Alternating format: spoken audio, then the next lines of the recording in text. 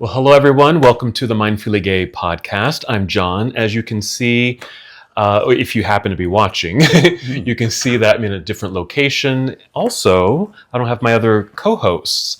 Don't have Nick or Jerry with me, but I do have my friend Tim with me. And one of the things that we often ask at the end of each podcast is for you to submit your ideas, to share your stories. And Tim is here to do just that. So I've asked Tim to join me with some morning coffee and to be interviewed on the podcast today and really talk about his experience with Mindfully Gay, because he's a kind of a new listener and participant and want to get his thoughts and ideas about, what's been happening for him. So thanks for joining us. You're welcome. It's glad to be here. All righty. Well, I'll just start just very formally. Okay. Maybe tell us a little bit who you are, maybe where you're from, what you do, and how did you hear about Mindfully Gay? Well, my name's Tim, and I'm from Salt Lake City. I was born and raised in the Valley. What I do is, I'm an engineer now, just recently. And what was the other question? And Good morning. It's early here.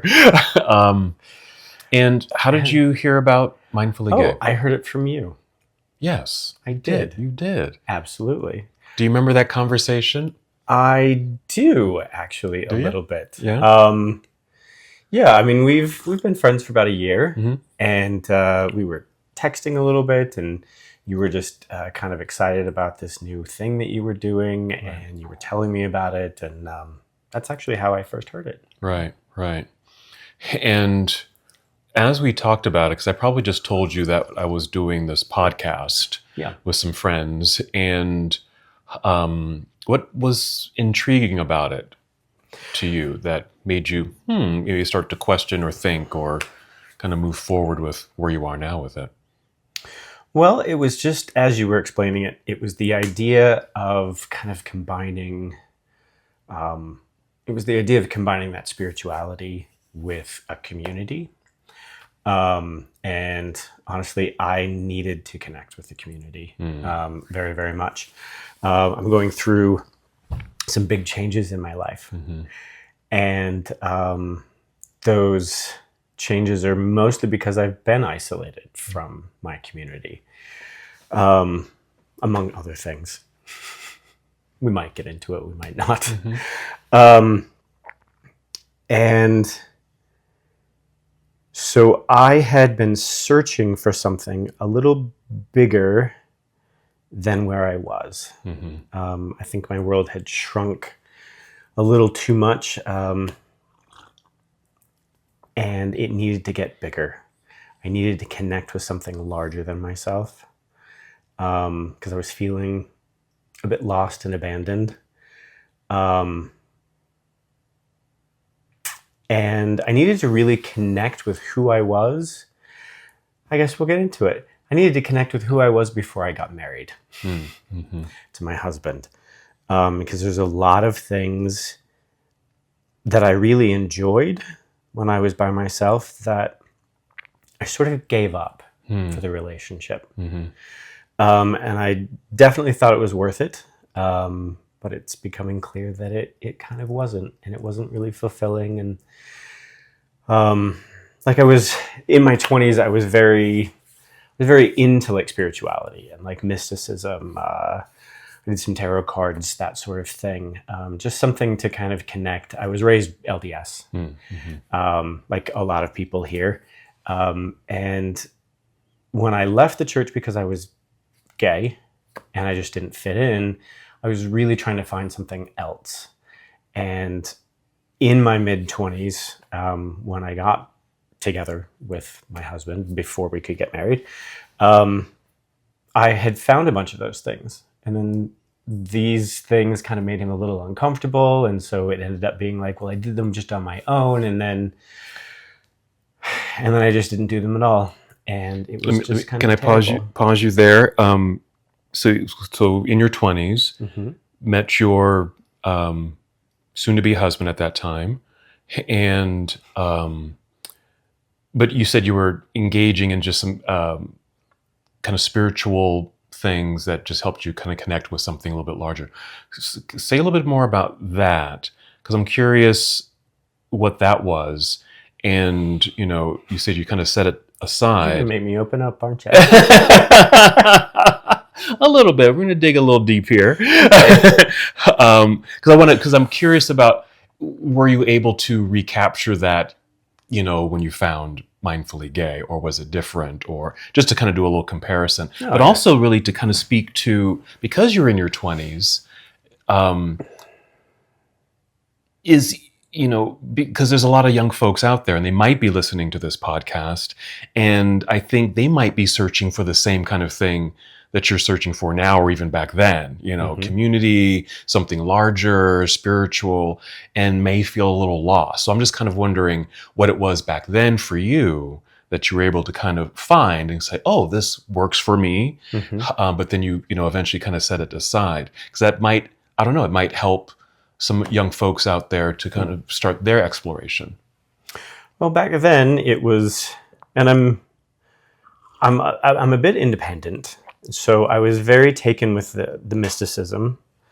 I mean, some people are a little afraid of him, but Aleister Crowley, and that sort of mysticism, that Carl Jung kind of thing. It really connected me, because I found with Mormonism, especially when I kind of started deconstructing my Mormonism, I found that the religion was nice and there was that structure to it, but it was missing spirituality. And I think most religions actually are missing that actual spirituality. There's a really good analogy by an author I love that says a lot of religions, the gods come and they start it and there's passion, and then this shell builds around it and the god slowly shrinks and shrinks and dies, and all that's left is the shell. And I was feeling a lot like that. And so the mysticism was giving me a touch point to really think, oh, I can reach out to the universe. I can reach out to something else and do that.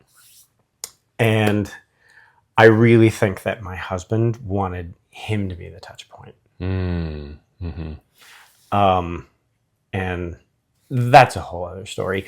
But so that's what I was finding, and then that's what I lost. And the mindfully gay thing, and we'll get into these questions. I mean, one of the first things that I did after the Lake Blanche hike was do a sweat lodge.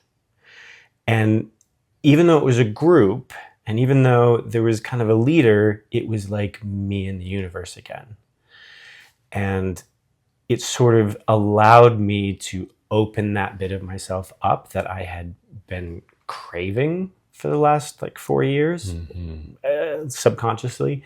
It allowed me to access that again and go, oh, this is really important to me.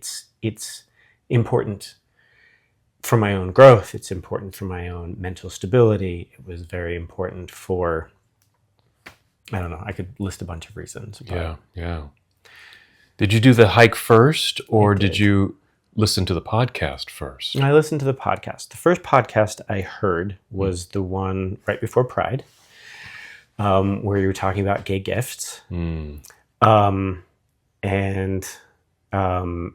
remember thinking,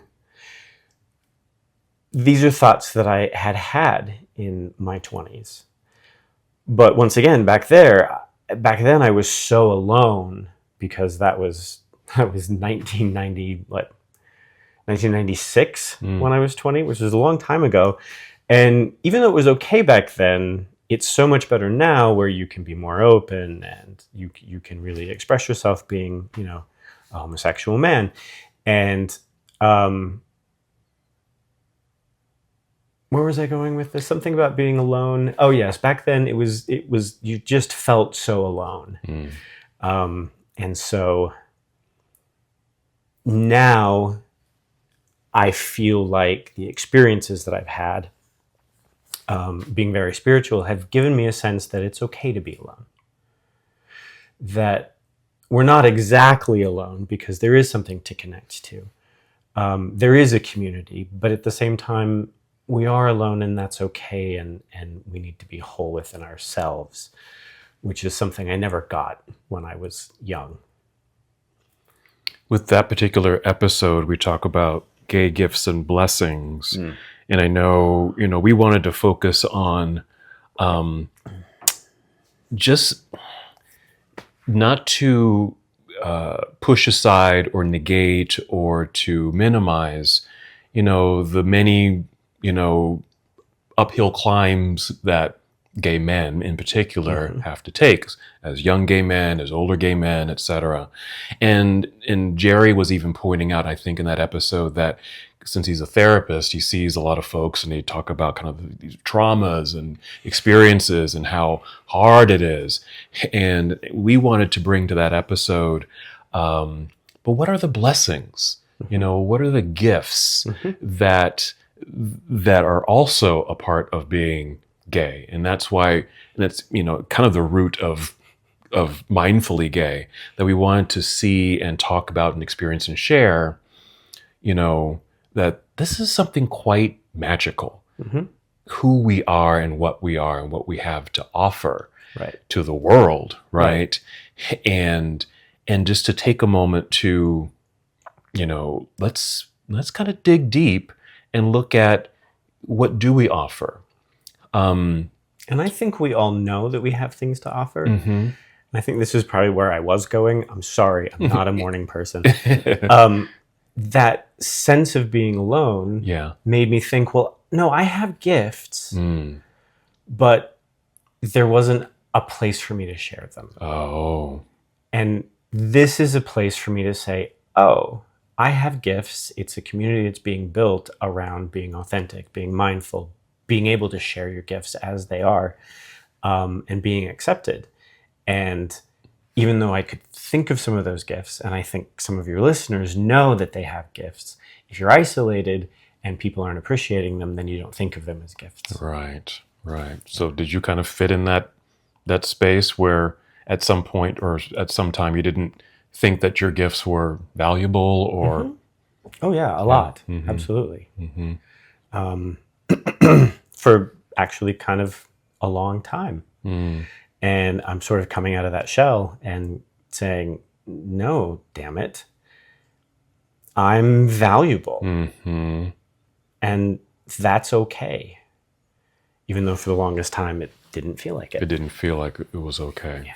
Yeah. What's a gift or a blessing that you say you have and that maybe got tucked away but is starting to reemerge?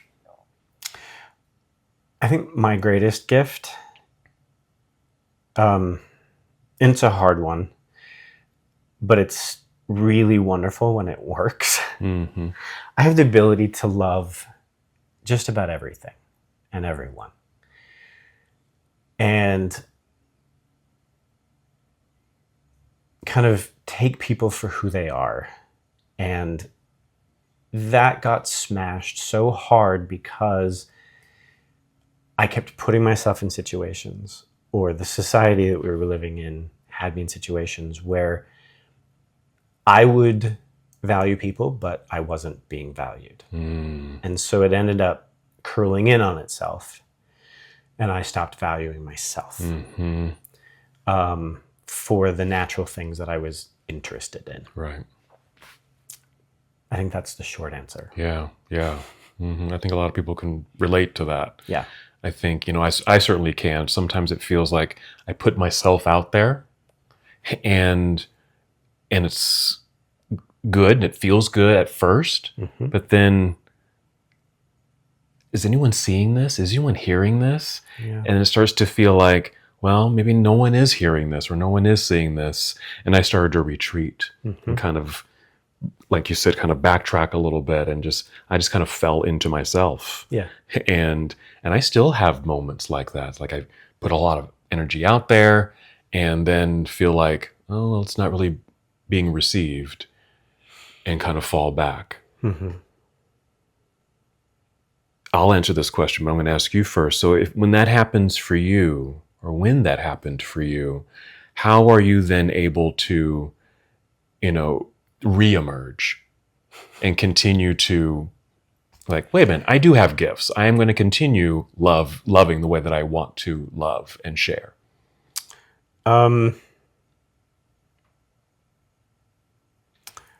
Well,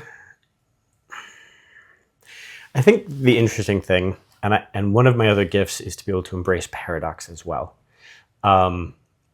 is that when I said a little bit earlier that we are alone,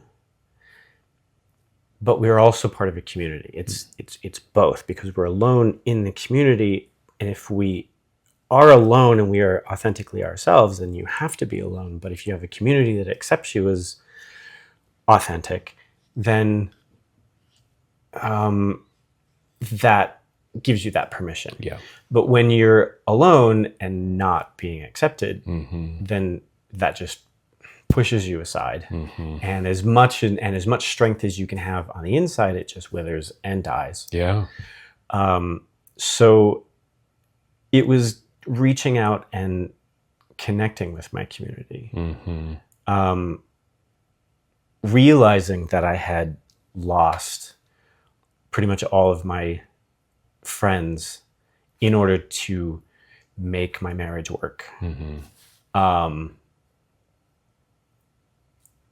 Kind of allowed me to say, no, I'm going to reach out again. And it's weird. It's like the community needs to be there to help you reach out, but you actually have to reach out to break the cycle. And the longer you're in that circle of aloneness, the harder it is to reach out. Yeah.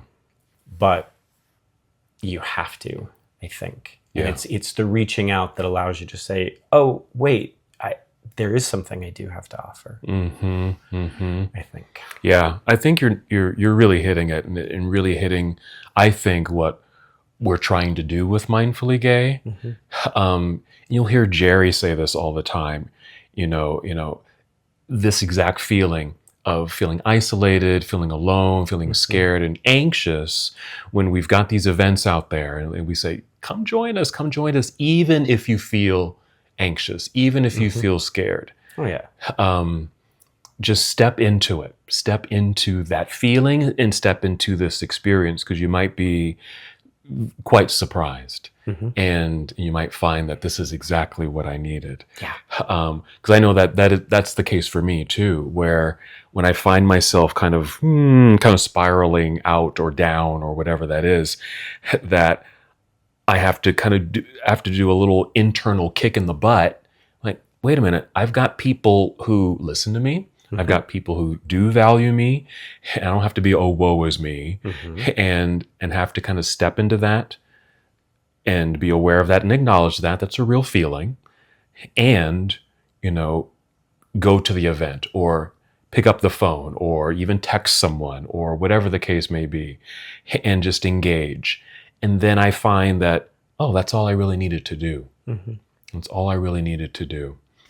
So you said you went to one of the events. Which event did you go to? I've been to, I think the Sweat Lodge wasn't officially Mindfully Gay. I think that was just something Jerry invited me to. Oh, yes, okay. I think that was In Spirit. Yeah. I don't know. But it sort of dovetails. It does. It's sort of the same thing. So I went to the Lake Blanche hike. Was not prepared for that. I do work out and I am active, but I was like, oh wow, this is kind of incredible. So that was a real challenge.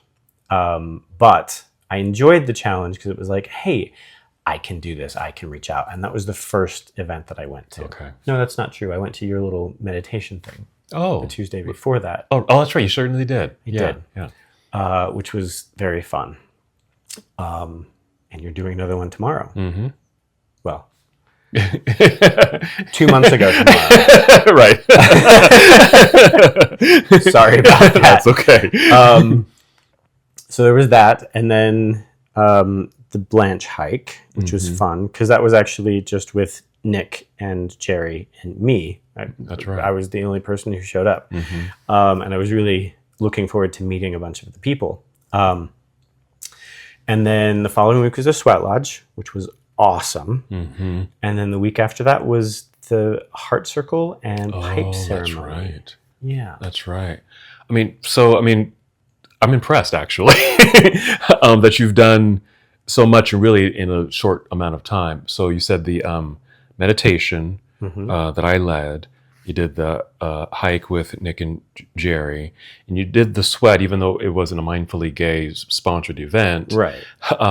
It's still an experience that you had, and it's something that we do, and we have a retreat coming up. And I think you're going. Is that right? Going. And so we're going to talk about that a little bit. But you went to that, and I certainly want to hear about your experience a little bit with that, and the talking circle and pipe ceremony, which happens to be one of my kind of favorite gatherings. Any out of those four, I don't know, maybe is there a highlight or something that you gain from maybe each of those things, or a highlight from one of those things? Well, the meditation, I'm just going to go. I'm an engineer, by the way. I do things by the book. So the meditation was good. I mean, I did some meditation in my 20s, but once again, that sort of fell out. So that was a nice reminder to kind of start to open up a bit. And actually, I really enjoyed the candle meditation. And I didn't say this, but my husband hates candles. He thinks it's stealing the air from the room. And so they can't be in the house, even though I'm like, this is a meditative thing. And that's one of the reasons why I really liked it, because I was like, this is awesome. So that was great. The hike really taught me that I can push myself. I'm going to do the heart circle first. Okay. Because I came to that, and I don't know if they know how this goes, but you come to these events with intentions. You come to these events with a purpose. It's not just showing up. I mean, you can, but I definitely wanted to get something out of it. So my intention that night was to just break through my own fears of rejection that have built up over the years, to be able to just say whatever was on my mind and not censor myself. Be able to say really just anything and look people in the eye. And if they didn't like it, accept it. And if they did, that was great too. And so there was like a talking stick, and it was passed around, and you got to say whatever whatever was on your mind. And some people didn't say something, others did. There were people really going through some stuff. And of course, I talked about, the stuff that was going on in my life, and really trying to connect to what I can control or what I can do to make my life better. And it was kind of freeing. I mean, there was a lot of talking, like down to the carpet, for me. But there were moments when I could look up and people were looking and being very encouraging. And it felt really good to just have people there to listen. And that's the other nice thing. You can talk, people aren't really interrupting you. And then, and then after that, we, smoked the pipe, which is an amazing ceremony, like you say, because can I talk about this? Oh, yeah. Okay. So the pipe is loaded. Yeah. And it's like the tobacco is a prayer, because when you smoke it, the smoke raises up to heaven, to the ancestors, to the universe. And it's really an offering. And so the pipes are loaded and placed on the altar, which is not a scary thing, even though there's a buffalo skull. It's actually quite wonderful. And then as we're talking, all of those things and all of those intentions and everything that we had brought to the experience were loaded into that like a prayer, like an offering. You're going to get me emotional. And then when everybody had finished talking, and it was very nice, Jerry said, does anybody want to say anything else? And I was like, oh my gosh, I forgot like 2 things that I wanted to say. And I was like, oh, but I'm going to be embarrassed because I'm asking for a second chance to talk. And I was like, no, you need to do this for yourself. You need to do something for yourself. Yeah. And so I took the stick back and I said my piece and then gave the stick back and was like, okay, I actually stood up for myself. Yes. And I didn't hold back. Mm-hmm. And then the pipe carriers, I guess that's what you call them. I mean, the spirits are kind of called in, and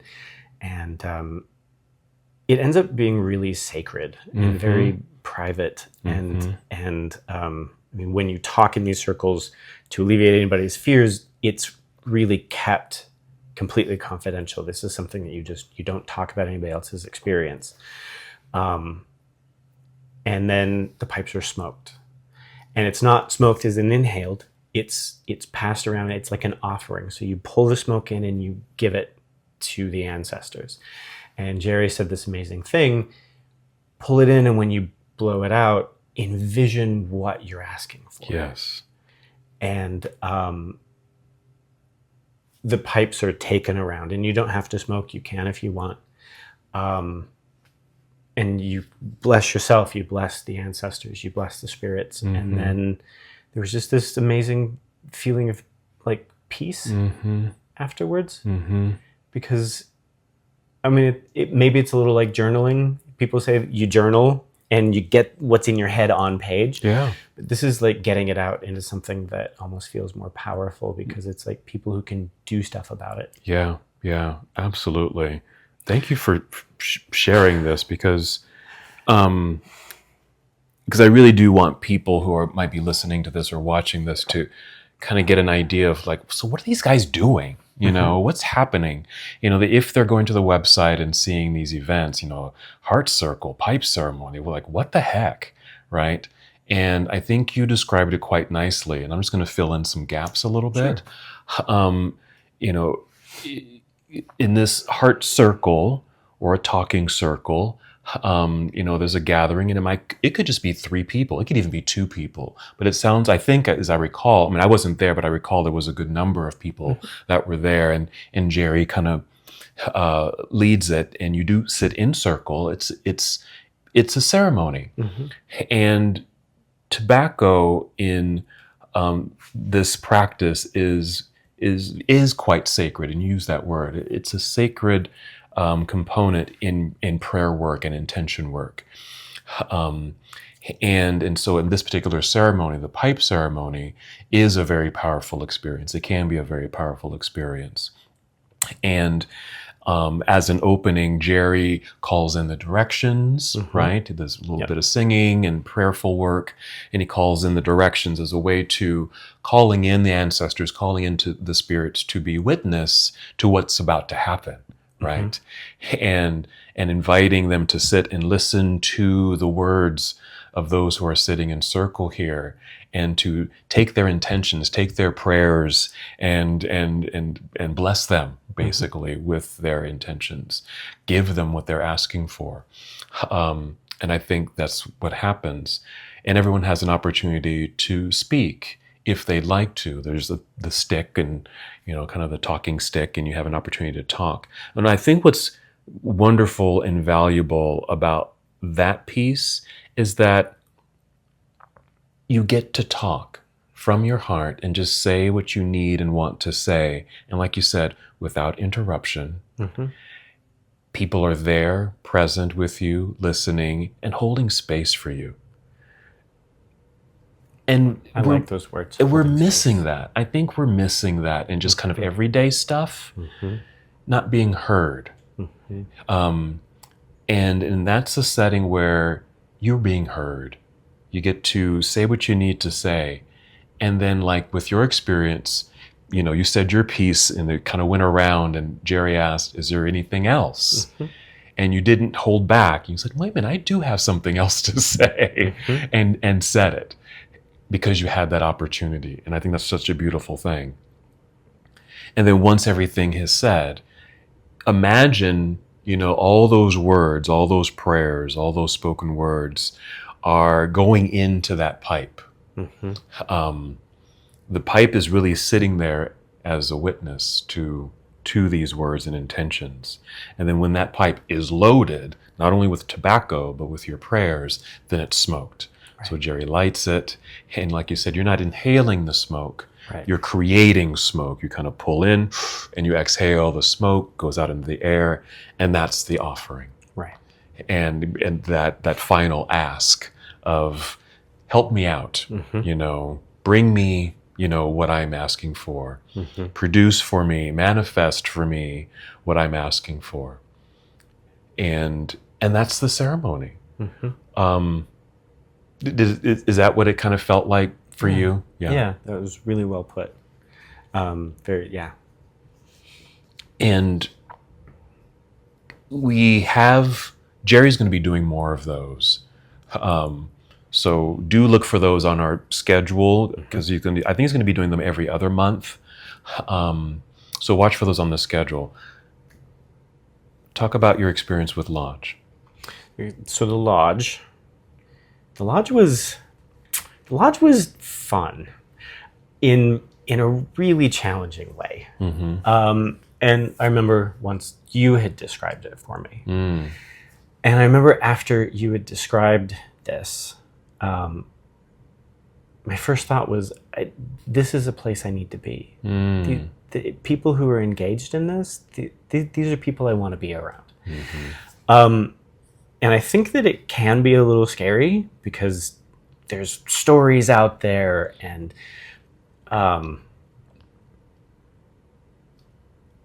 so Lodge, he's built a lodge. Isn't it like poplar that he goes and gets? And the group, the people who've been doing this for a while with Jerry, actually come together as the community, and they help build the lodge. So they build the framework, and they spread the tarps over it. And so they build this place that is almost completely sealed. And it's pitch black in there. And there's a fire pit, and there's a pathway. And so once again, you have the pipes loaded. Yes. And they're there as witness from the fire to the lodge. And this is kind of like a high ceremony. I think it's the pipe ceremony kind of taken a little bit to a higher level. And so you ask to be invited in, and you sit around. And I came to this having had it described for me. And I don't know if you want to do that or if you want me to kind of do that, but I sort of knew some of the things that were going to go on. So I had kind of an idea of, okay, I'm ready to do this, but I also knew this was going to be an experience that you can talk about, but you have to experience it for yourself. We've heard this before, and I even think somebody else on your podcast had said, and it's like going into a womb. It's like going back to the mother. And then at the end of the ceremony, you're reborn. And you can read about it, you can have it described to you, but until you do it, you haven't actually done it. And so you enter, everybody gets in. Jerry explains a lot of things. He's very good at explaining. It's already a little bit warm in there, but you're just like, we're going to do this. And it's a bunch of men sitting in this space. And the rocks are brought in, and there's, some chants, and there's some stories. And then the cover of this lodge is closed. And when I say pitch black, I mean pitch black. It's pretty dark in there. And it brings me back to that thing where you're part of this community because you can feel people around you and hear people. But because it's pitch black, you're alone. And it's kind of amazing. And then the heat starts, and it is sort of a trial. but in a good way, because we need trials in our life to I think unlock our strength, to show us what we're made of, to show us what we're capable of. And there is singing, and there's so I'm just going to get in, and you can fill in the blanks again. So there's 4 rounds, Yes. for each of the 4 cardinal directions, and so east, south, west, north.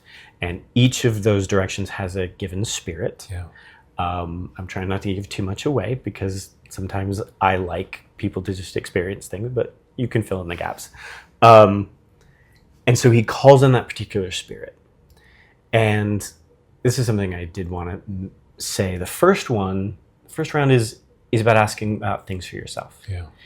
Because unlike a lot of religions where you're meant to sacrifice for the Lord, this is a place where you can say, and it's almost important to say, you as the petitioner needs to be satisfied first. You need to be filled first. Your cup needs to be filled first before you can fill others' cups. And that's what the first round is. It's asking for things that you need. And I remember being a little timid. I mean, I brought intentions, but I didn't really understand. Sure. So I actually drew 6 cards from my tarot deck and was like, okay, these are the things that I'm going to focus on, because I need to bring something. And since I haven't experienced it, I don't really know what this is about. And so I asked for those things. And then we were also asked to call on the spirits and the ancestors that are important to me. So both of my parents have passed. And I have a great grandmother that I'd never met, but my mother loved. And so I called her. And I called these people to be witness for me, to say, hey, I need you. Maybe perhaps the way you weren't there for me in this life. And it was a little intimidating to ask for things for myself. It really, really was. But as the ceremony went on, I realized, oh no, this is a place, and this is very different from Mormonism and very different from some of our religions. It's not begging the Lord for things. It's standing up and saying, I need this. And you need to find a way to A, give it to me, B, show me the path, C, give me the strength to get it for myself. Yes. And it's very powerful. And it's the kind of thing where you can, there's a point at the end of that round with the singing and the steam and the heat and the sweating. And oh my God, let me tell you, there's sweating. I didn't know that there was that much water. Please come hydrated to these things. And there's a place at the end where everybody starts to pray for themselves all at once. It's a cacophony, but it's also, it allows you to be completely free, because everyone else is concentrated on them. So you can concentrate on you, and you don't have to worry about what you say. Right. You just say it. Right. And then there's a second round, which is for the people that you love. And that can include yourself as well. That's so right. then once you filled your cup, you begin to fill others' cups. And then the third round, and it just gets hotter and hotter and hotter, by the way. They do open the door between each round, and because they have to bring more stones in. Correct. But so you do get a tiny bit of relief, but it just builds. And so the third round is actually quite intense. But it's absolutely doable. And that is about your enemies or people that you're having struggles with, because they're human too. And then the fourth round is really about opening up to the spirit and everything else. And there's talking and singing, and some people who've been through the lodge sometimes are invited to sing. People who seem to be apprentices are invited to tell stories or to do certain things as part of the ceremony. And at the end of it, you exit into the cool air, and it is kind of like being reborn. And then you sit around the dying embers of the fire that has witnessed everything, and you smoke the pipes again, just like that pipe ceremony. Right. And everything that you've poured into, and it's not blood, but it's sweat and tears sometimes into this, is then given to the air and given away. And I will tell you that the result of that is all 6 of the things that I asked for, without me really thinking, oh, this is really going to happen, started to manifest even like 2 days later. Wow. And it was like, Wow. oh, this is a powerful thing. I can really ask for what I want, and I'm going to get it. And I think as gay men, we are sort of taught to give and give and give. And it was nice to be able to say, oh, I'm going to get given to. Yes. And then once again, like for me, my gift is to love people. I feel like I can love people again. Anyway, that was my experience, and it was super powerful. And it sort of gave me something to hold on to as I went back into the world. And being back in the world is difficult because these are experiences that are not, but they are removed from the world. Yeah. They're removed from all of this bullshit that we're living through. But it's nice to be able to go back there and say, I've experienced this. I know it's real. Yeah. And I feel like I'm bearing my testimony all over again. But it works if you give yourself to it. Yeah. And that's the wonderful thing about Sweat Lodge is you have to give yourself to it because it's uncomfortable in there. But that's the point. That's the point. The universe is like, I had to make you uncomfortable or you wouldn't have moved. Right, right. I don't think I need to fill in any gaps. You really nailed it. And I appreciate you sharing your personal experience with that. I think what I want to highlight is, that comparison to like Mormonism and even other types of religions where, there's sacrifice and the way that you pray and all that kind of stuff that kind of goes along with those particular practices. Where in this particular ritual, in this ceremony, you get to and are encouraged to and expected to pray for yourself. Ask for what you need. Like you said, stand up. Even though we're sitting in the lodge, you don't stand up in the lodge. No, please don't. But you're standing up for yourself. You're standing up and declaring, "This is what I need." And Jerry will say this all the time. We don't have to be timid and kind of, please, please, please. It's not a begging kind of thing. And am I worthy of what I'm asking for? You are definitely worthy. You are definitely deserving of what you're asking for. You just ask. Just ask. And that's a shift, I think, that people will perhaps experience if they do a ritual like this. It's going to feel odd at first because this is not the way maybe you were taught to pray or how you pray now, or if you ever prayed at all, right? This might be very, very new and foreign. But Jerry would say, ask for what you need. That's the role of the ancestors and spirits. We've asked them to come in. They are here. I picture, and I say this in the very first episode of our podcast, this council of people, of ancestors, these spirits, just, there. I can see them like they're taking notes. They're ready. They're on the ready. John, what do you need? And they're taking notes. Got it? Anything else? Okay, got it? And we'll be on our way. Yeah. We're going to get to work. That's what I feel happens in lodge, in prayer, in the heart circles, in the pipe ceremonies. They're showing up for us. And like you said, you can call on your own lineage. Grandmothers, grandfathers, aunts, uncles from your lineage.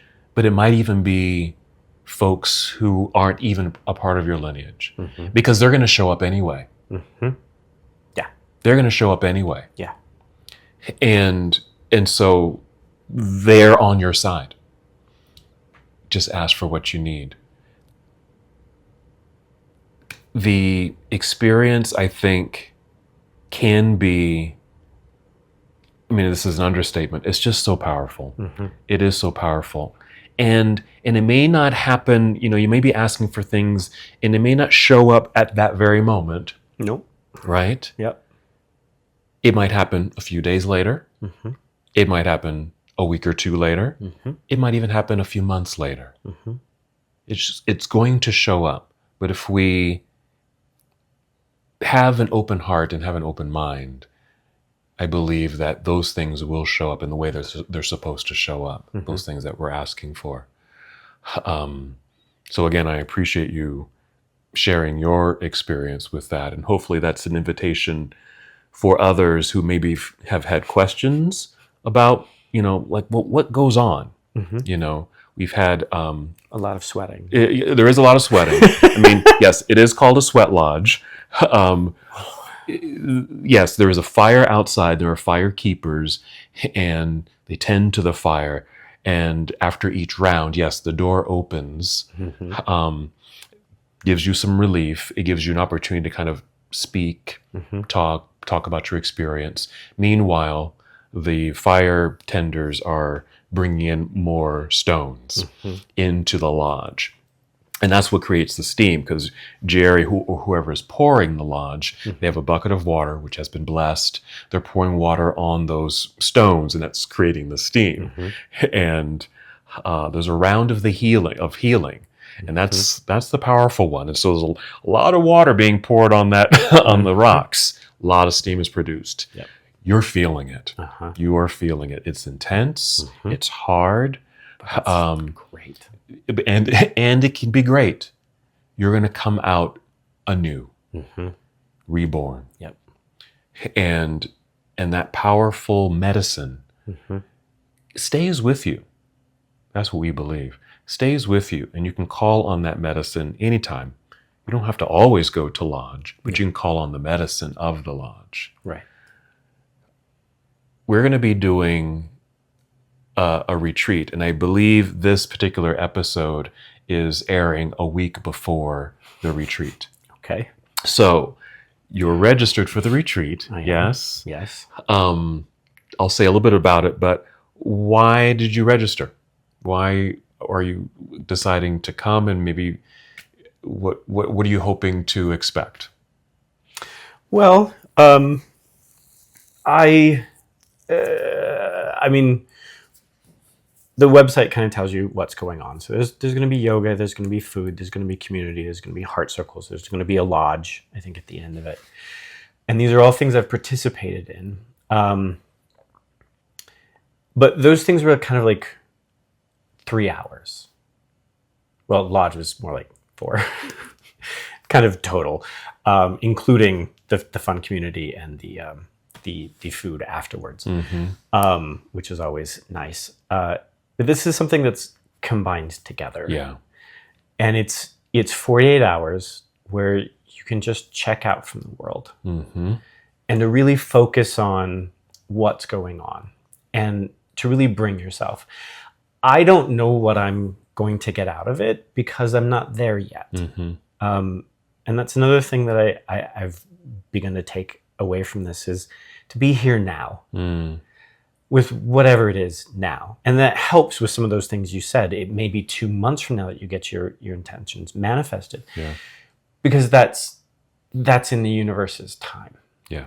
And that's where that piece of submission happens that I think gets lost in a lot of religions. It's like submit always. And yes, you do that, but you submit in this very powerful way. I would like to add where you said it's the council that they're taking down, and that's the thing. This can be such a personal experience, and I want to impress upon that upon your listeners is that everyone's going to take something different away. Yeah. Whereas I think sometimes religion and Mormonism, they want you to take a very specific thing away. I took away that there was this host of warriors that were standing there, and it's not as if they were exactly helping me and doing exactly what you said, which is probably what you needed. And I think that's very, and you have to honor that, and I honor that for you. This was them saying, are you going to stand up in front of us like a warrior. Mm-hmm. And it was an invitation. Yeah, love that. You're going to make me cry. Mm. And so everybody is going to take something different away, and it's going to be personal, and you can share it if you want. So I don't know what I'm going to get out of retreat. Mm-hmm. I'm hoping to get some community. I'm hoping to reach out and to meet some people and to make some friends and people that I would like to do things outside of this. Yeah. But it is a touch point. And I also think that in this society, even though we're so focused on religion and all these things and the things that make us Americans and the things that make us, Christians or whatever, we do need that structure in our lives. And so these periodic things that Jerry is offering and that you guys are offering with this community, I think are touch points, and I think they're important. Mm-hmm. But you're also right that we take that into the world with us. Yes. And we can come back to it, but occasionally you do get drained. Occasionally you do get empty, and once again you start to feel alone. And so this is something to come back to. Yes, exactly right. Yeah. So yeah. I'll wrap up with just saying the retreat is, like you said, it's it's a couple days. It's a culmination of these individual events that we've had on the calendar, which you've had an opportunity to do. The meditation, you did the hike, pipe ceremony, lodge. Now let's just pack it all together into one big experience. Mm-hmm. And that's exactly what the retreat is. There's several talking circles because you get to talk about and process and share just your experience, your life experience, this experience that you're having during the retreat. Is there any shifting that you're witnessing or feeling? Mm-hmm. And, after, having just come together as a group and being a community with sharing food, going to a yoga class. Was there something happening there for you? These talking circles. And then, it wraps up with the lodge on Saturday night. And just as you explained and talked about. And then what we do on Sunday morning is kind of talk about the experience. Mm-hmm. And like you said, it's then carry that out into the world with you. Now you've got this, I don't know, I'm envisioning like this nice full set of bags, luggage perhaps of, you just went shopping and got your luxury bags of all these wonderful tools and items with you. Like, yay, I can get out there and do my thing. Mm-hmm. But inevitably, you might feel drained or alone again, or these old feelings start to show up again. Yeah. And what's wonderful is that the medicine is still there. Mm-hmm. Come back to lodge. Mm-hmm. Come back to a meditation class. Or maybe you did connect with somebody or a couple of people at the retreat. Call them up. Get together. Do something. And that can be, rejuvenating for you. That's medicine, to kind of keep you going. So, so an invitation to join us on this retreat, September 20th through the 22nd. And I'll be there. Tim's going to be there. You'll get to meet him. He doesn't know I'm going to ask him this, but I'm going to ask him now because I've invited you to talk about your experience with Mindfully Gay so far, and you haven't done the retreat yet. I'd love to ask you to come back and maybe talk about your experience with the retreat. Sure. And share your experience with the audience. Would you be willing to do that? Yeah. Wonderful. Well, thank you, Tim, so much for sharing and taking the time. And thank you for taking the time to watch and listen. Go back to other episodes if you've missed some, or re-listen to some of our podcast episodes. I think there's a lot that we have talked about and that you might resonate with. Try out some of our events. Our events are free. The retreat is not, but the other events are. And to help create community, join community, and try some of these things out. But if this retreat really seems like something you want to do this fall, join us. Just go to mindfullygay.com. You'll find all the information there, as well as the other events. You can follow us on Instagram. Our Instagram is mindfully_gay. I think that's correct. Hopefully I'm right, and I'll make sure that's in the show notes just to be sure. But that's another way you can kind of follow some of our content. And if you're just listening to this, you can also watch our podcast. We're on YouTube, and it's just Mindfully Gay. So I think that's it. Thank you so much. Thank you. We just ask you to be authentic, stay true to yourself, and we'll see you on the next episode of the Mindfully Gay podcast. Thank you for tuning into this episode of the Mindfully Gay podcast. If you enjoyed our conversation today, please remember to hit that like button and subscribe to our channel. This way you won't miss out on any of our upcoming episodes, where we continue to explore fascinating topics and share meaningful stories. Your support means the world to us. See you in the next episode.